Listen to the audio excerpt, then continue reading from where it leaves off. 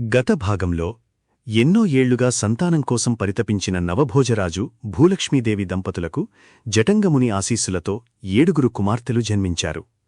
కాని విధి వక్రించి నాగరాజు శాపం రూపంలో భూలక్ష్మీదేవి ప్రాణాలను బలి తీసుకుంది. అయితే ఆ నాగరాజే ఆమెకొక విశేషమైన వరం కూడా అనుగ్రహించాడు. భౌతికంగా ఆమె మరణించినా తన బిడ్డలకు ఎలాంటి ఆపద ఎదురైనా సరే అదృశ్య రూపంలో వచ్చి వారిని కాపాడుకునే శక్తిని ప్రసాదించాడు.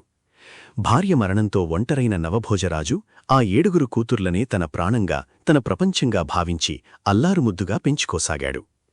ఇక ఇప్పుడు 2వ భాగంలో ఆ రాకుమార్తెల జీవితాల్లోకి అడుగుపెట్టిన మాణిక్యాలదేవి వల్ల ఎలాంటి భయంకరమైన పరిణామాలు చోటుచేసుకున్నాయో చూద్దాం.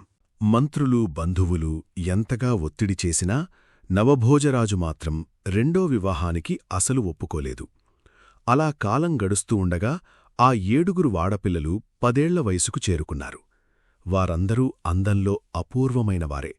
కాని వారిలో బాలనాగమ్మ మాత్రం దేవకన్యలకే సాకివచ్చే సౌందర్యంతో వెలిగిపోతూ ఉండేది. అక్కలందరికీ కూడా ఆమంటే అమితమైన ప్రేమ. ఒకరోజు మంత్రులు ఆ రాకుమార్తెలందర్నీ దగ్గరకు పిలిచి ఎంతో వినయంగా ఇలా అన్నారు: తల్లులారా, మీ తండ్రిగారు మిమ్మల్ని అపారమైన ప్రేమతో పెంచి పెద్ద చేస్తున్నారు. కాని రేపో మాపో మీ అందరికీ పెళ్ళిళ్ళవుతాయి. అప్పుడు మీరు అత్తవారింటికి వెళ్ళిపోతారు. మరి ఆ తర్వాత మీ తండ్రిగారికి తోడుగా ఎవరుంటారు? మేమెంత చెప్పినా ఆయన రెండో పెళ్లికి అంగీకరించడం లేదు. కనీసం మీరైనా ఈ విషయంలో ఆయనను ఒప్పించండి. మంత్రుల మాటలు ఆ అక్కాచెల్లెళ్లకు కూడా నిజమే అనిపించాయి. ఆ రోజునుంచే వారు తమ తండ్రిని మళ్లీ పెళ్లి చేసుకోవాలని బలవంతం చేయసాగారు. చివరికి కుమార్తెల కోరికను కాదనలేక నవభోజరాజు అంగీకరించాడు. నవభోజరాజు పెళ్లికుమారుడిగా నయనవాది నగరానికి వెళ్లాడు. అక్కడ ధవళరాజు పెండ్లివారిని అత్యంత గౌరవంగా ఆదరించి తన కుమార్తె మాణిక్యాలదేవితో మహావైభవంగా వివాహం జరిపించాడు. కట్నాలు, కానుకలు సమర్పించి తన కుమార్తెను ఘనంగా పంపించాడు. వివాహ కార్యక్రమాలన్నీ పూర్తయ్యాక అంపకాలు జరిగాయి. అనంతరం మాణిక్యాలదేవిని వెంటపెట్టుకుని నవభోజరాజు భూచక్రపురం వైపు బయలుదేరాడు. అయితే వారు భూచక్రపురం పొలిమేరలకు చేరుకునేలోపే వారి పట్టపు ఏనుగు అకస్మాత్తుగా చనిపోయింది. అంతఃపురానికి చేరుకునేసరికి పాడియావు కూడా ప్రాణాలు విడిచింది. వరుసగా ఇలాంటి అపశకునాలు జరుగుతుండటంతో అందరూ ఆశ్చర్యపోయారు. అయినా మంత్రులు మాత్రం వాటికి ఏవో సాకులు చెబుతూ రాజుకు తన రెండో భార్యపై ఎలాంటి అనుమానం రాకుండా సమర్థించుకుంటూ వచ్చారు. మాణిక్యాలదేవి తమ జీవితాల్లోకి రావడంతో ఆ 7 రాకుమార్తెలు ఎంతో సంతోషపడ్డారు. ఇకనుంచి తమకు కూడా అమ్మ ప్రేమ దక్కుతుందని అమాయకంగా భావిస్తూ ఆమెను ఆనందంగా అంతఃపురంలోకి ఆహ్వానించారు. బాలనాగమ్మతో పాటు ఆమె అక్కలందరూ కొత్త తల్లి చుట్టూ చేరి ఎంతో ప్రేమగా మాట్లాడారు. చిన్నారులైన ఆ రాకుమార్తెలకు మాణిక్యాలదేవి మనసులోని క్రూరత్వం ఏమాత్రం తెలియదు. ఆమె తమపై ప్రేమ కురిపిస్తుందని మాత్రమే నమ్మారు. రోజులు గడిచేకొద్దీ నవభోజరాజుకు మాణిక్యాలదేవిపై ఉన్న ప్రేమ క్రమంగా తగ్గిపోసాగింది. అది గమనించిన మాణిక్యాలదేవి మనసులో విషపు ఆలోచనలు మొదలయ్యాయి. ఈ 7 పిల్లలు నా జీవితంలో ఉన్నంతకాలం రాజుగారి మనసులో నాకు స్థానం దక్కదు. వీళ్లను తొలగిస్తేనే ఆయన ప్రేమ పూర్తిగా నాకే దక్కుతుంది అని ఆమె భావించింది. ఆ దురాలోచన క్రమంగా పెరిగి చివరకు ఎలాగైనా ఆ పిల్లలను రాజుదగ్గరనుంచి దూరం చెయ్యాలని సరైన అవకాశం కోసం ఎదురుచూడసాగింది. ఆమె వేసిన ఈ కుట్రల్లో దాసి వెంకటలక్ష్మి కూడా రహస్యంగా సహాయం చేస్తూ ఉండేది. ఇలా ఉండగా ఒకరోజు ఢిల్లీ చక్రవర్తి నుంచి నవభోజరాజుకు వెంటనే రావాలని వర్తమానం వచ్చింది. సామంతరాజులను అప్పుడప్పుడు ఢిల్లీకి పిలిపించడం చక్రవర్తులకు సహజమైన విషయమే. చక్రవర్తి ఆజ్ఞను తిరస్కరించడం సాధ్యం కాదు కాబట్టి రాజు వెంటనే బయల్దేరేందుకు సిద్ధమయ్యాడు. తన కుమార్తెలను కూడా వెంట తీసుకెళ్లాలని అనుకున్నాడు. కాని చాలా రోజులుగా సరైన అవకాశం కోసం ఎదురుచూస్తున్న మాణిక్యాలదేవి తన తెలివితో ఆ ప్రయత్నాన్ని అడ్డుకుంది. అంత దూరం ప్రయాణం చేస్తే పిల్లల ఆరోగ్యం పాడవుతుంది. యుక్తవయస్కు వస్తున్న ఆడపిల్లలను ఇలా కోట దాటించడం కూడా మంచిది కాదు. మీరు నిశ్చింతగా వెళ్ళండి. మీరు తిరిగి వచ్చేవరకు వారిని కళ్లల్లో పెట్టుకుని చూసుకుంటాను అని చెప్పి రాజును నమ్మబలికింది. అలా నవభోజరాజు ఢిల్లీకి బయల్దేరాడు. రాజు వెళ్లిన రోజునుంచే ఆ పిల్లలకు కష్టాలు మొదలయ్యాయి. పాడ్యమినాడు ఈరోజు పాలు మాత్రమే తాగాలి అంటూ పిల్లలకు అన్నం పెట్టేది కాదు. విదియ వచ్చినప్పుడు ఇంట్లో ఈరోజు వంట చెయ్యరు అని చెప్పి ఆకలితో ఉంచేది. తదియనాడు ఆకాశంలో నక్షత్రాలు కనిపించిన తర్వాతే భోజనం చెయ్యాలి అంటూ ఆలస్యం చేసేది. చవితిరోజు చలిదన్నమే తినాలి అని చెప్పి చల్లారిపోయిన అన్నం మాత్రమే ఇచ్చేది. పంచమినాడైతే ఈరోజు పగలంతా మంచినీళ్లు కూడా ముట్టకూడదు అంటూ వారిని దాహంతో అలమటింపజేసేది. ఇలా ప్రతిరోజూ ఏదో ఒక కారణం చెబుతూ మాణిక్యాలదేవి ఆ చిన్నారులను ఆకలితో అలమటింపజేసేది.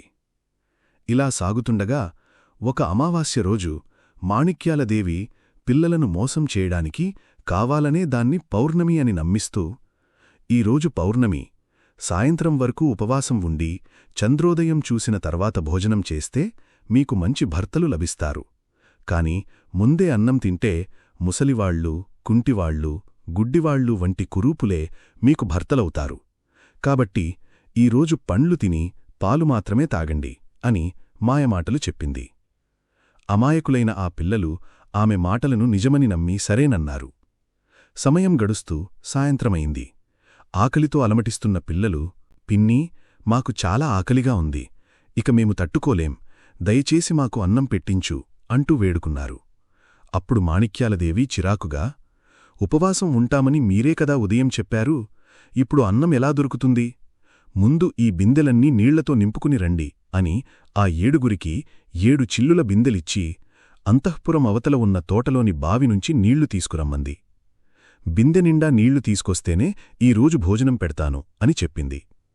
ఇప్పటికే 5-6 రోజులుగా సరైన ఆహారం లేక బలహీనపడిపోయిన ఆ పిల్లలు ఆ చిల్లుల బిందెలతో నీళ్లు తీయలేక సొమ్మసిల్లి పడిపోయారు. అప్పుడే అక్కడ ఒక దివ్యమైన ఆకారం ప్రత్యక్షమైంది. ఆమె వారి తల్లి భూలక్ష్మీదేవే. ఆమె ప్రత్యక్షమైన వెంటనే ఆ బిందెల్లోని చిల్లులన్నీ మాయమైపోయాయి. వెంటనే బిందెలు నీళ్లతో నిండిపోయాయి. అక్కడున్న చింతచెట్లకు మామిడి పండ్లు, వేపచెట్లకు అరటిపండ్లు కాశాయి. ఆ పిల్లలు ఆనందంతో ఆ పండ్లు కోసుకుని కడుపు నిండా తిన్నారు. తర్వాత నీళ్ల బిందెలు మోసుకుని అంతఃపురానికి వెళ్లారు. వారిని చూసిన మాణిక్యాలదేవి ఆశ్చర్యపోయింది. ఇందులో ఏదో మాయ ఉంది, ఇక ఆలస్యం చేయకూడదు అని అనుకుంది. వెంటనే ఒక పరిచారికను పిలిచి ఆ పిల్లలను ఊరి చివరలో ఉన్న పాడుబడ్డ దేవాలయానికి తీసుకెళ్లమని ఆజ్ఞాపించింది. ఆ పరిచారిక ఆ 7గురిని గుడిలో పెట్టి తలుపులు మూసేసి కిటికీ దగ్గర ఎండుమిరపకాయల పొగ వేసింది. ఆ ఘాటు పొగ లోపలికి చేరి అక్కా చెల్లెళ్లను ఉక్కిరిబిక్కిరి చేయసాగింది. పాపమా పిల్లలు భయంతో గట్టిగా కేకలు వేయసాగారు. కాని అది నిర్మానుష్య ప్రదేశం కావడంతో వారి కేకలు అరణ్యరోదనగా వారిపోయాయి. ఇక వీళ్ల ప్రాణాలు పోవడం ఖాయం అనుకుని ఆ పరిచారిక అక్కడ్నుంచి వెళ్ళిపోయింది. అయితే వారి వెంటనే ఉన్న భూలక్ష్మీదేవి ఆ పొగను ఒక్కసారిగా సుగంధభరితమైన పూల పరిమళంగా మార్చివేసింది. వారికి భోజనమమర్చింది. అలా భూలక్ష్మీదేవి మరోసారి తన పిల్లలను రక్షించింది. ఆ తర్వాత ఆమె అదృశ్య రూపంలో ఢిల్లీలో ఉన్న నవభోజరాజు వద్దకు వెళ్లి, నీ పిల్లలు ఆపదలో ఉన్నారు, రక్షించండి అని చెప్పి అదృశ్యమైంది. ఆ మాటలు విన్న రాజు తీవ్రంగా కలవరపడ్డాడు. వెంటనే భూచక్రపురానికి బయల్దేరాడు. హఠాత్తుగా రాజు తిరిగి రావడం చూసి మాణిక్యాలదేవి తత్రపడిపోయింది. రాజు వచ్చిన వెంటనే, నా పిల్లలు ఎక్కడున్నారు అని ప్రశ్నించాడు. ఆమె తడబడుతూ పొంతనలేని సమాధానాలు చెప్పసాగింది. దాంతో రాజుకు అనుమానం వచ్చింది. వెంటనే సైనికులను పిలిచి, నా కుమార్తెలు ఎక్కడున్నారో వెంటనే వెతికి తీసుకురండి అని ఆజ్ఞాపించాడు.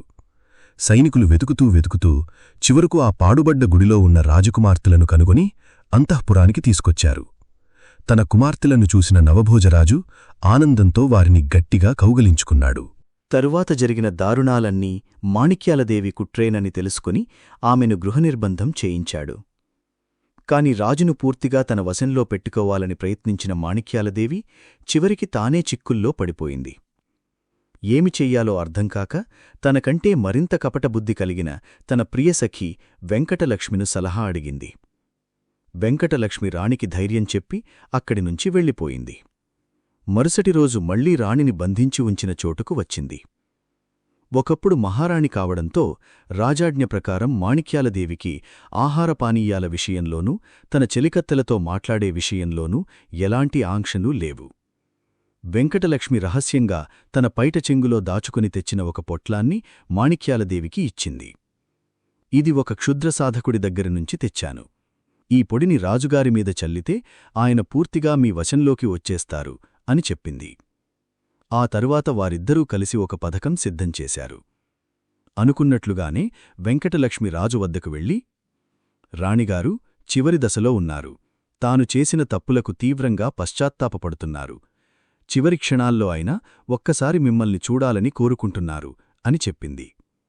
నవభోజరాజుకు మాణిక్యాలదేవిని చూడాలని అసలు ఇష్టం లేకపోయినా ఆమె చివరి కోరిక తీర్చడం భర్తగా తన ధర్మమని భావించాడు. అందుకే ఆమె బంధింపబడి ఉన్న గదికి వెళ్ళాడు. అక్కడ మాణిక్యాలదేవి రాజుముందు కన్నీళ్లు పెట్టుకుంటూ పశ్చాత్తాపం నటించింది.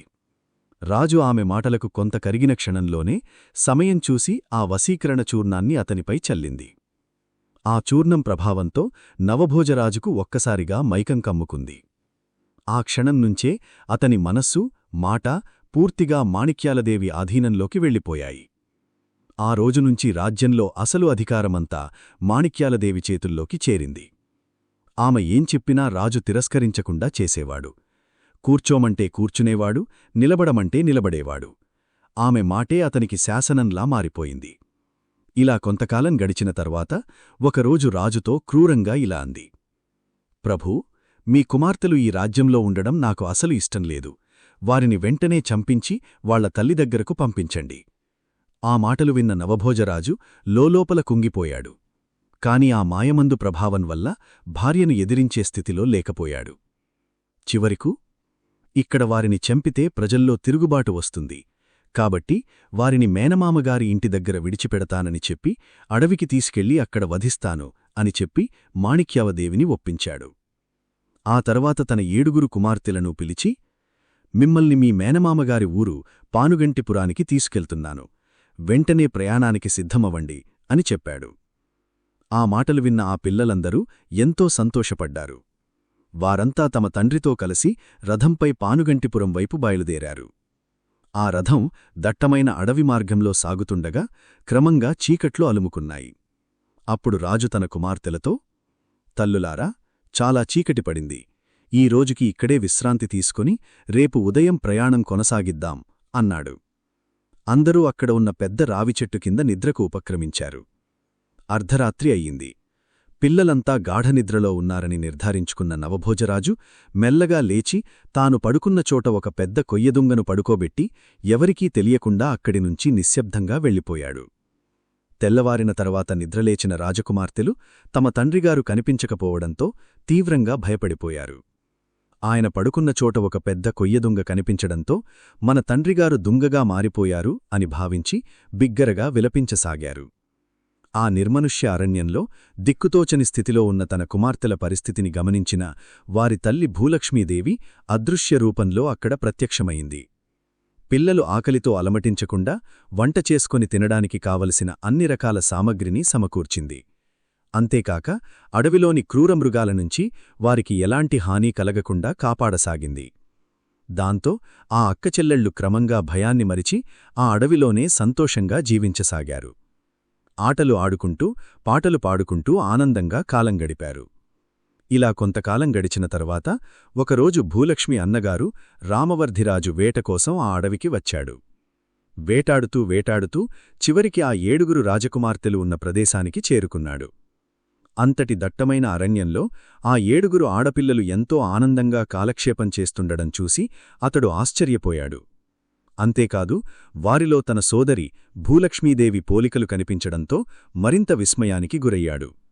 వెంటనే వారి దగ్గరకు వెళ్ళి, మీరు ఎవరు, ఈ అడవిలో ఎలా జీవిస్తున్నారు అని అడిగాడు. అప్పుడా పిల్లలు భయభయాననే తమ జీవితంలో జరిగిన సంగతులన్నీ అతనికి వివరించారు. ఎన్నో సంవత్సరాలుగా తన సోదరి కుటుంబంతో సంబంధాలు లేకుండా ఉన్న రామవర్ధిరాజుకు ఇలా అనుకోకుండా ఒకేసారి తన 7 మేనకోడళ్లు ఎదురుపడడం అపారమైన ఆనందాన్ని కలిగించింది. అయితే చిన్నారులైన ఆ పిల్లలను ఇలా దట్టమైన అరణ్యంలో ఒంటరిగా వదిలేయడం వెనక తప్పకుండా ఏదో పెద్ద కుట్ర ఉందని అతను అర్థం చేసుకున్నాడు. కాని ఎలాగోలా తన మేనకోడళ్లు క్షేమంగా తనకు దొరికారు కాబట్టి ఇక భూచక్రపురంతో గాని నవభోజరాజుతో గాని తనకు ఎలాంటి సంబంధం అవసరం లేదని భావించాడు. ఆ తర్వాత ప్రేమగా వారితో నేనే మీ మేనమామను అని పరిచయం చేసుకున్నాడు. అది విన్న ఆ రాజకుమార్తెలు ఆనందంతో అతని చుట్టూ చేరిపోయారు. అనంతరం రామవర్ధిరాజు వారందరినీ వెంటబెట్టుకుని పానుగంటిపురానికి తీసుకెళ్లాడు. ఎన్నో ఆపదలను ధైర్యంగా ఎదుర్కొని ప్రాణసంకటాల నుంచి గట్టెక్కిన బాలనాగమ్మ, ఆమె సోదరీమణులు రామవర్ధిరాజు అండతో సురక్షితంగా పానుగంటిపురానికి చేరుకున్నారు.